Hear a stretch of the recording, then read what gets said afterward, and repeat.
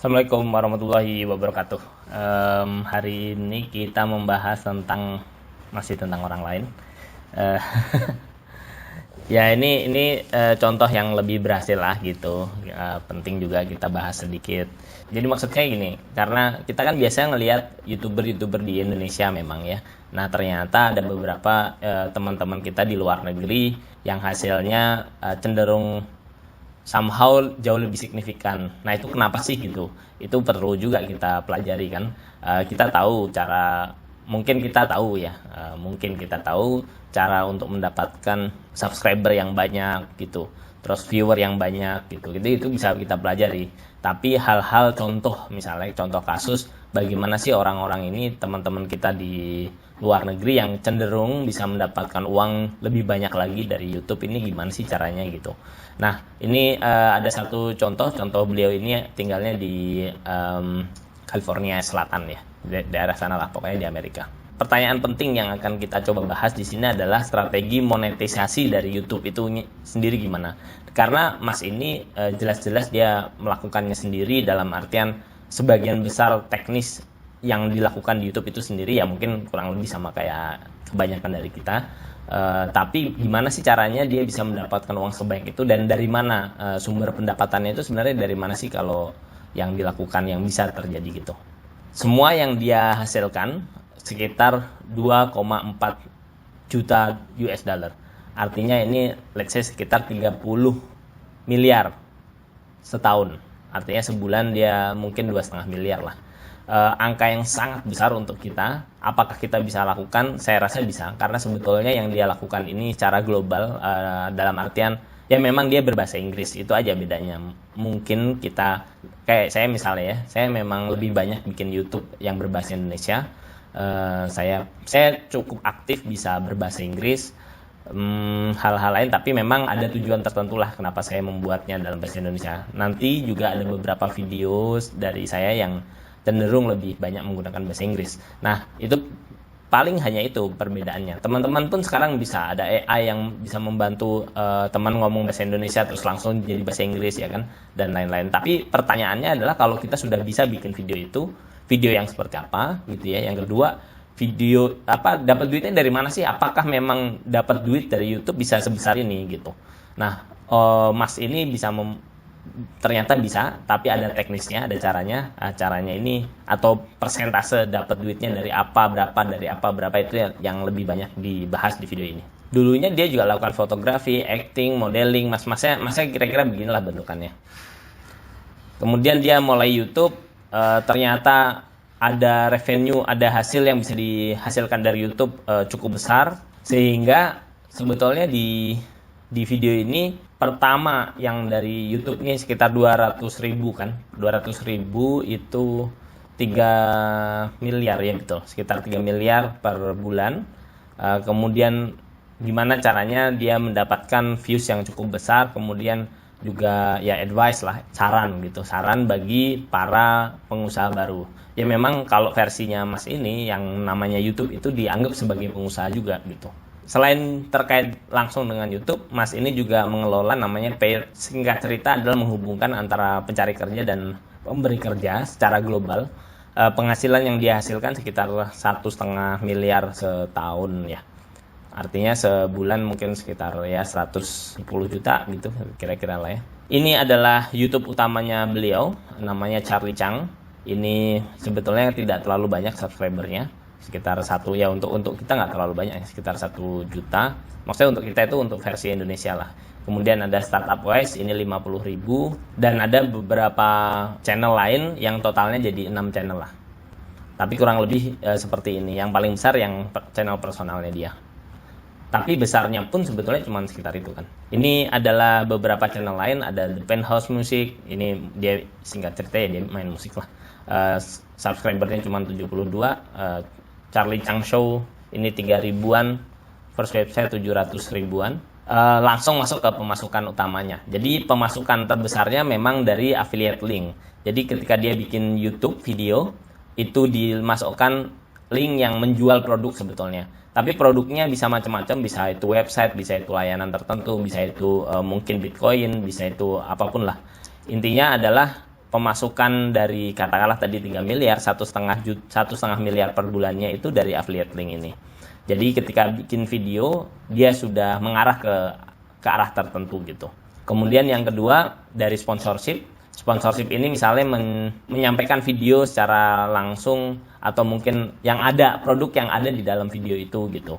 Sekitar 20%, artinya sekitar 600 juta lah per bulan dari ini. Ini juga cukup besar. Pemasukan ketiga dari AdSense, ini yang umumnya kita pahami.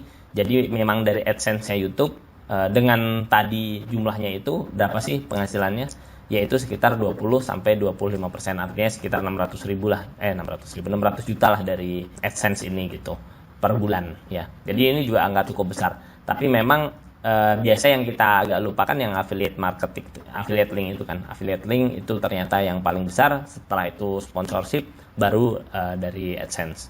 Hal apa sih yang banyak dia lakukan? Yang dia lakukan memang lebih banyak tentang mencari ide ya. Orang itu sukanya apa yang mereka pikirkan, penonton kita apa yang mereka pikirkan. Nah ini yang lebih banyak dia lakukan sebetulnya, berpikir itu. Kemudian riset. Jadi kita sejenis inilah yang dia lakukan. Jadi dia nyari apa sih yang dilakukan orang-orang yang hasilnya cukup besar, yang viewernya cukup banyak. Dari sini sebetulnya ide itu muncul. Hal lain adalah bahwa ada namanya starter story ini, dia juga menceritakan gitu berbagai kasus bagaimana cara orang itu mendapatkan uang, terutama melalui bisnis, baik itu sebagai YouTuber ataupun dengan cara lain gitu ya. Ini juga bisa kita pelajari. Kalau saya sendiri biasanya saya melihat ke senior, ke orang-orang yang sebetulnya lebih relate. Nah kalau ini kan cerita-cerita di luar negeri, yes, sebagian bisa kita relate ya. Kalau kita misalnya kebetulan saya bisa bahasa Inggris misalnya ya, dia juga membuat YouTube-nya dalam bahasa Inggris, tinggal nanti settingannya mungkin saya tidak buat di Indonesia untuk hal-hal tertentu ya. Sehingga itu yang bisa mendapatkan uang. Itu mungkin relate, tapi kalau di versi saya adalah yang lebih relate itu ya ke senior-senior kita, ke saudara-saudara kita yang cukup sukses. Kita tanya bagaimana caranya sukses. Ya mungkin bahasanya kalau di Indonesia nggak bisa 100% langsung seperti itu, tapi kurang lebih lah ya, kurang lebih kita menimba ilmu dari mereka dan pengalaman mereka.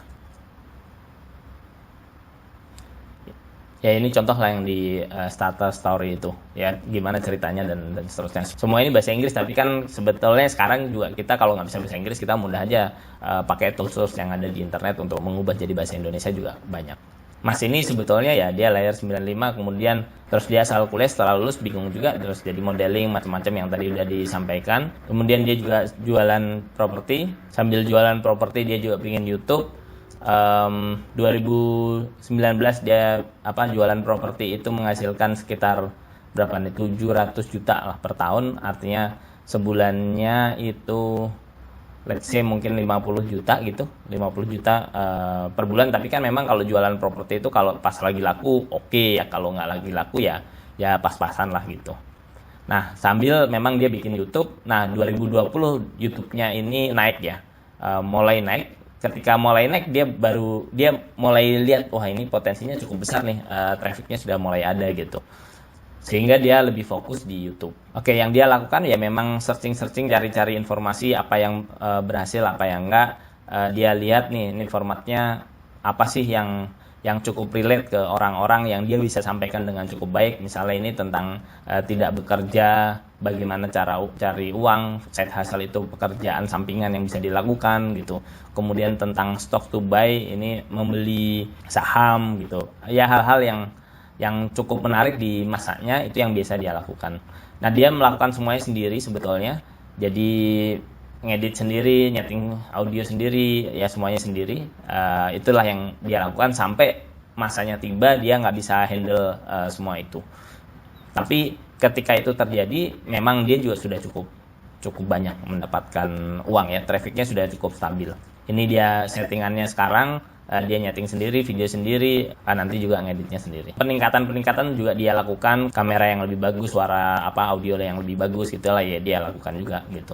Ini contoh, misalnya tema apa sih yang lagi menarik saat itu? Kasusnya adalah ada kripto. Pembahasan kripto nih lagi seru nih di 2020 sampai 2021. Jadi dia banyak melakukan bikin video terkait dengan kripto gitu misalnya. Sebenarnya nggak terlalu sering juga dia bikin video.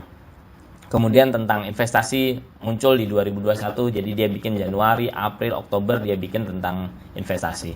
Kemudian juga September ini tentang hasil, itu artinya kayak misalnya passive income gitu ya, tentang side job gitu. Ini dia bikin sesuai dengan apa yang hype lah di waktu itu. Jadi memang riset apa sih sebetulnya yang lagi seru orang bahas, yang lebih banyak dia bahas gitu.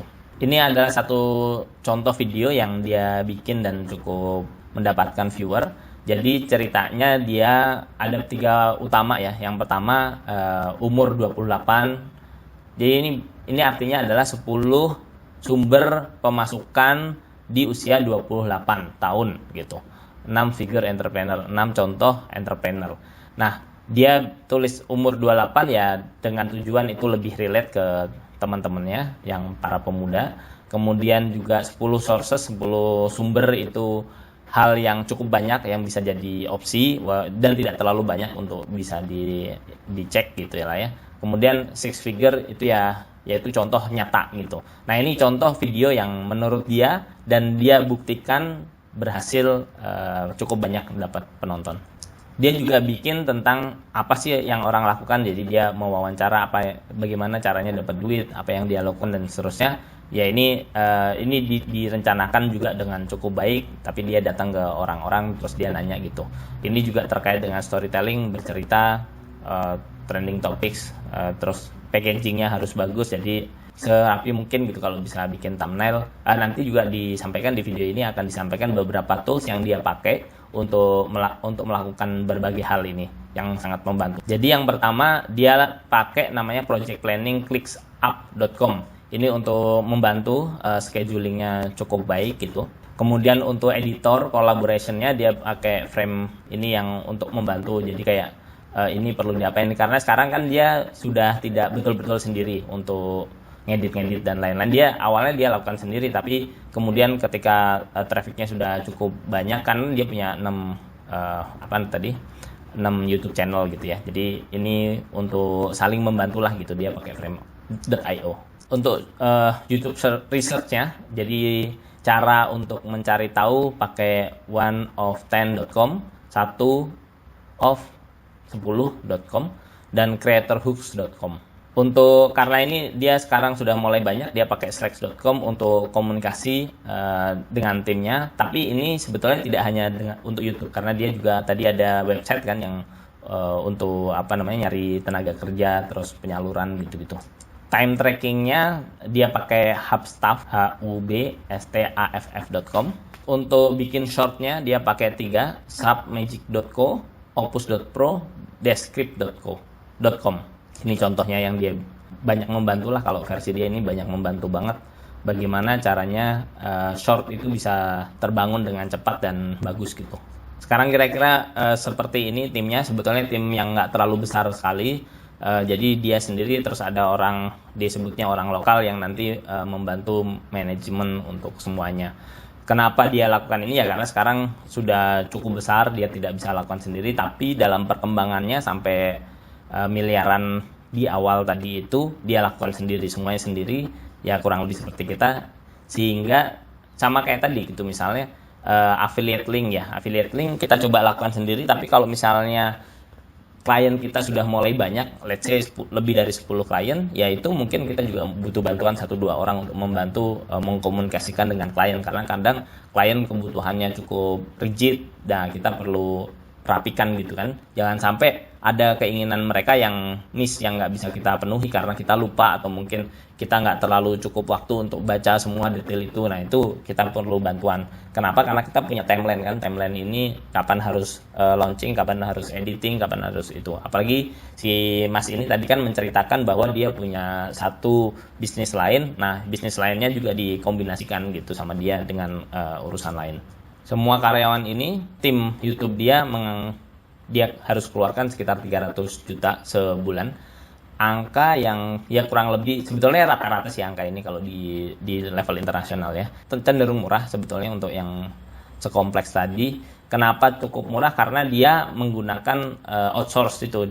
Jadi dengan skema-skema yang dia lakukan, dia bisa mengambil tenaga kerja dari negara-negara ketiga, atau mungkin misalnya Indonesia gitu kan, itu termasuk negara bisa dibilang gitulah ya, negara berkembang gitu. Gajinya juga cenderung lebih murah dibandingkan kalau dia semuanya all in di Amerika gitu. Ya karena dia tadi juga bikin ini kan bisnis namanya Pets.show ini.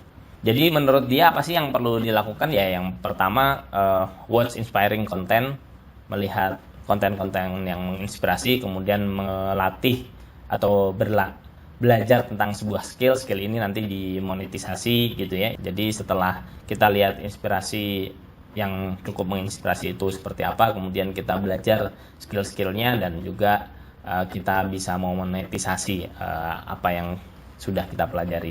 Selain itu dia juga menyampaikan bahwa kita perlu belajar dengan orang-orang yang memang sudah berhasil, lingkungan kita juga perlu berhasil, dan bahkan dia juga menyampaikan kalau misalnya lingkungan kita kurang mendukung yang menurut kita bisa, sebetulnya kita bisa lebih gitu, tapi lingkungan tidak mendukung, mungkin ada baiknya juga kita agak shift ke lingkungan baru. Kira-kira gitu. Cukup kayaknya di video ini. Makasih sudah menyimak. Ya memang kadang kita nggak terlalu bisa melihat seberapa besar ya potensi. Gimana cara kita bisa melihat? Ya coba kita lihat dengan orang-orang yang sudah bersedia untuk terbuka, mereka menyampaikan apa yang mereka lakukan, apa yang dihasilkan gitu. Semoga bermanfaat. Assalamualaikum warahmatullahi wabarakatuh. Look at me sometimes